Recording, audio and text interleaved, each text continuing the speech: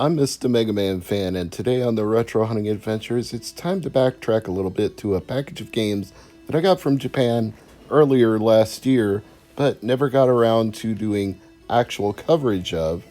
It just slipped my mind because I got two packages from Japan within about a week and a half of each other, and by the time I had tested and dumped all of the cartridges from this lot, the next lot had already arrived. So I ended up doing that one first, and now I'm doing these, starting with Akumajou Densetsu, or as you may know it better, Castlevania 3. Now, why did I go out of my way to import a Japanese Famicom game when I could already play the North American counterpart and, in fact, play it multiple ways because it was released as part of the Castlevania Anniversary Collection, along with being on a physical NES cart that I own? Well, I'll tell you why. Because it's different. And if you play it in the Castlevania Anniversary Collection, switch from English to Japanese and play the Japanese ROM, you'll know it's different for several reasons. First of all, it has a VRC6 coprocessor chip, which also makes it unique to dump. You have to use a special dumper in Copy NES designed just for that coprocessor. And it does a lot of things to add extra sound to the game. 2 extra pulse waves, a saw wave, so it really enhances the music in Castlevania 3, and they had to strip it down for the North American release because it did not include the VRC6. It included a Nintendo MMC5, but that MMC5 couldn't add extra sound channels to the North American Nintendo. In fact, there's actually no way to output it, period, in a normal Nintendo without modding your Nintendo. So even if you have the Famicom cartridge and put it into your NES with the Famicom adapter, it's still not going to have the extra sound channels. The only ways to output that sound are to play it on the Anniversary Collection, play it on an actual Famicom, mod your NES, or play it in an analog NT Mini Noir, which has a Famicom cart slot, but you must go into the settings and enable cartridge audio so it can output the VRC6. It sounds like a lot of trouble to do, and quite frankly it is, and Castlevania 3 is not a cheap game either way. The North American physical version, nor the Japanese VRC6 version, so I would actually recommend that you play it on the Castlevania Anniversary Collection instead. Every now and then, those collections go on sale through the Nintendo eShop. They probably do on the other platforms that you can get it on. Xbox One, PlayStation 4, maybe PS5, I don't know. Still don't have a PS5 yet, so can't tell you what's available on that store, but I can say Castlevania 3 is a beloved game in either region, whatever version of it you play. Koji Igarashi has called it his favorite Castlevania game, and this is a guy who is behind a lot of legendary Castlevania games for Konami, so maybe don't take my word for it, take his for it. It was definitely worth importing to have a physical copy of this Castlevania game for my collection. Loose only, no box, no manual. Given what a complete in box Akumaju Densetsu goes for, I don't think that's a bad trade-off. I think I can live with the alternative of not having one at all versus having one complete in the box. The next game that I have dumped to showcase to you is Bakusho Jinsei Gekijo, which loosely translates to Hearty Laugh, Theater Life. Despite that very illustrious sounding title, it's not a theater drama game, it's not an acting movie game, it's a board game. In fact, according to the strategy wiki, it plays like Milton Bradley's The Game of Life. I'll take their word for that because unless there is a patch, and yes, Ryan, I know you're already looking at romhacking.net as I say that, so you could probably assume that I'm looking at romhacking.net for one as we speak or shortly after I record this, but thanks, Ryan, I do always appreciate your help. The point is, without an English language patch, I can only guess at what I'm actually doing in this board game. You take turns, you roll the dice, your character moves X number of squares. Sometimes you land on something that looks like it gives you extra money. Sometimes you're going to land on something that requires an action of some kind. I really don't know. I just keep hammering the button and rolling the dice, and whatever happens, happens. It's like a Mario Party game, except I actually have less control over it than I would have in Mario Party.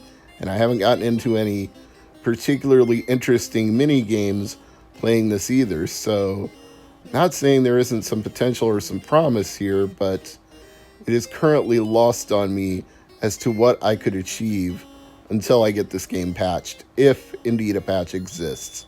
So, let's move on to the next game on my list that I have dumped, and that would be Dragon Ball 3. Now, I suppose my friend Emperor Big D from Geekdom 101 will probably be excited about this, but once again, I'm kind of stuck without some kind of patch here. Now, I'm not too worried about it. I am pretty sure that a patch for a Dragon Ball game will exist, given the size of the fandom. And I think I've got a basic understanding of what's going on even without that. It feels to me like this is another board game where you move a certain set amount of spaces based on whichever card you draw, and then you get into card battles where you flip over more cards, and if your hand of cards is better than your opponent's hand of cards, you win the battle. So I looked it up to find out whether I was right about that or not, and here's what the DragonBallFandom.com had to say. The gameplay is similar to Daimo Fukatsu, its predecessor. The player moves Goku space by space around a board-style world where he encounters several characters. Some offer information, others have to be fought. The outcome of each battle is determined by the randomly generated hand of cards. The opponents turn over their cards, and the action on the card, combined with the order it's revealed, determines the attack, which is then animated above the panel of cards. So yeah, I was right. It's a card-based board game. Although something about that strikes me a little odd when it says the battles are determined by randomly generated cards, which to me suggests there's not a lot of strategy to it. If you get dealt a good hand, you win. If you get dealt a bad hand, you lose. Where exactly do you manifest your control over this game? It almost sounds like you'd just be watching a bunch of cutscenes and mashing the button to see each one. I'm sure there's more to it than that, but once I get the English language patch, I'll have a better idea. We have another Dragon Ball game here, and it turns out to play almost exactly like the previous one.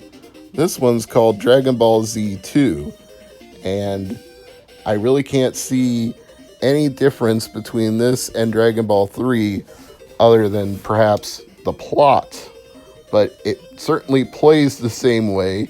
You move around a board, you turn over cards. Let's see if the Dragon Ball Fandom website has any more information about it. Dragon Ball Z2 Super Battle? No, that's an arcade game. Dragon Ball Z2V. Let's see if that's the same game. No, that's a PlayStation 2 video game. There are so many Dragon Ball games. Card-ass Dragon Ball Z2. No, that's from 2006. Dragon Ball Z Super Butoden 2. Let's see if that's it. No, I don't think so. That's a Super Famicom game. Okay, just take my word for it that this is basically the same idea as the previous Dragon Ball 3 game. You get cards, you turn over cards, you win or lose. I'll get a patch and I'll see if there's more control I can exercise over it than that, but at least the cutscenes are fun to watch. It's like an NES-style version of the Dragon Ball animated series, so that's not entirely bad. It doesn't have voice acting, not Japanese, not an English dub, not anything, but at least it's fun to watch. Next up, we have Exed Exes, which I had some reasonably high hopes, or at least I think they were reasonably high, given it's based on an arcade game. But I found that the actual gameplay of the game itself is quite janky. Your fighter moves around very slowly. The scrolling doesn't feel very smooth. There are times where it's absolutely impossible to avoid enemy damage from their fire or just the wave of the enemies when they enter the screen, because they're very close to the bottom and you can only shoot up. So sometimes you can't even get underneath them to fire off a shot because they're right there, right in front of you, and you're constantly scrolling up. So you're just kind of stuck in certain situations. But slowly and steadily, by using the turbo fire of the 8-bit-do NES controller, I was able to make some progress. But even when I did, I still felt like this is a pretty poor example of a vertical shooter. The arcade game, undoubtedly much better, but in this Famicom conversion, not so hot. And it looks like contemporary reviews agree with me on that subject. The Famanga magazine gave it 15 out of 30, which is pretty mediocre. That's only 50%. A more modern review from Nintendo Life when it was released for Virtual Console gave it 4 out of 10, 40%. Yeah, even my cat Tango says this game is nothing to write home about. So I would just go ahead and skip this one unless you're already ordering a bunch of stuff from Japan and you throw it into the box for only $1, because essentially that's what I did with a bunch of these games, where I was already getting Akumajou Densetsu and I threw in a bunch of other games for $1 a piece to round out my order. Yes, Tango, I can hear you. Hello. Wow, he's loud today. I'll get up and feed him in a second here, but let's go ahead and finish off this video with the rest of these games. This next one certainly has an interesting name. Ganso Sayuuki Super Monkey Daibuken. Wow, that's a mouthful to say. I couldn't even fit all of that on a label when I put a label on this cartridge. I had to shorten it to GS Super Monkey. So, what is this game? What's it all about? What's it all about? What's it all about? Sorry, that's an old school rap song. It's stuck in my head for some reason. So, according to Wikipedia, it is a game that was released exclusively in Japan based on the novel Journey to the West. And you're supposed to travel around, meet up with enemies, and if you don't achieve your objectives, like getting food and medicine, you can actually die.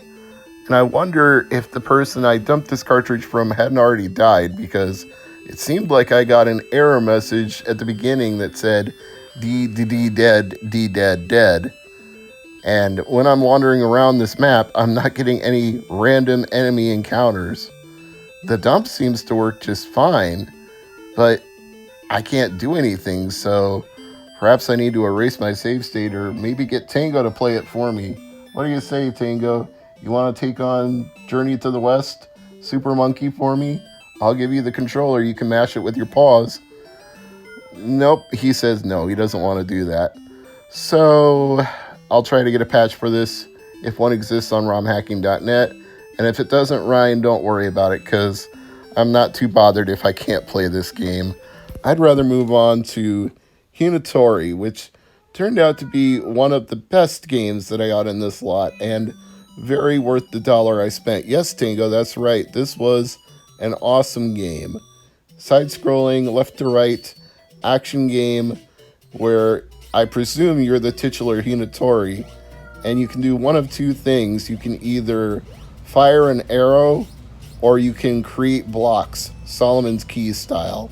And if there's an area you can't traverse, just press down and fire, and you will create one of those blocks. You apparently have a limited inventory of them, though, so when you shoot the enemies with your arrow, some of them turn into blocks, either static blocks that don't move or yellow sliding blocks that you can pick up. And along the way, there are rice cakes that you can eat, treasure chests that you can open, multiple enemies to defeat, treasure hidden within breakable blocks.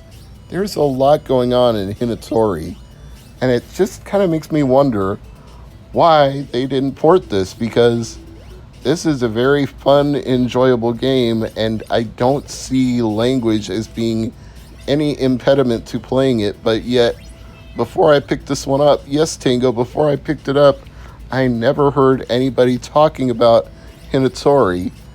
It's not one of those widely reported on Famicom games that everybody should get, like YY World 2 or Armadillo, and I've got both of those, so I don't really know what's up with this. Let's see. Wikipedia might have a little more information. Hinotori Hohohen Gao Noboken. It's a Famicom game by Konami, I already know that.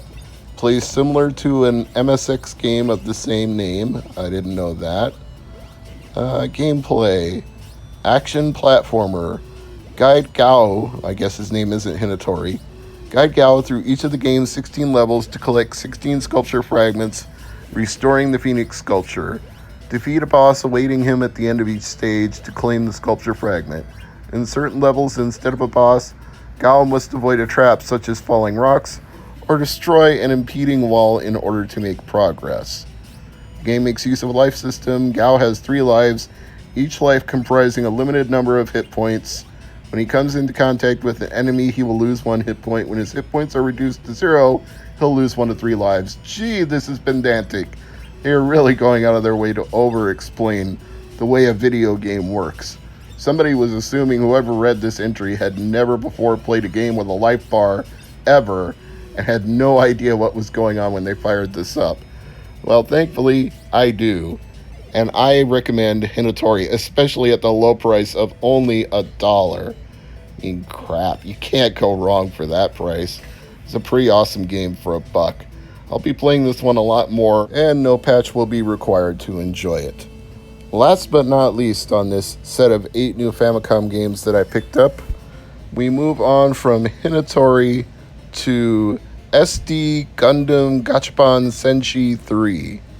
So, as I said at the time for the unboxing, most likely a Gundam game, but it also seems to be a tactical turn-based strategy game where you move tiles on a map and your enemy moves tiles on the map. And I gotta be honest, without a patch from ROM hacking, I can't figure anything out, so this one I'm done with. Not as good as Hinotori. I'm Mr. MegaManFan. This is Retro Hunting Adventures. Like, share, comment, and subscribe. All of those things help the channel out. And as always, thank you for watching.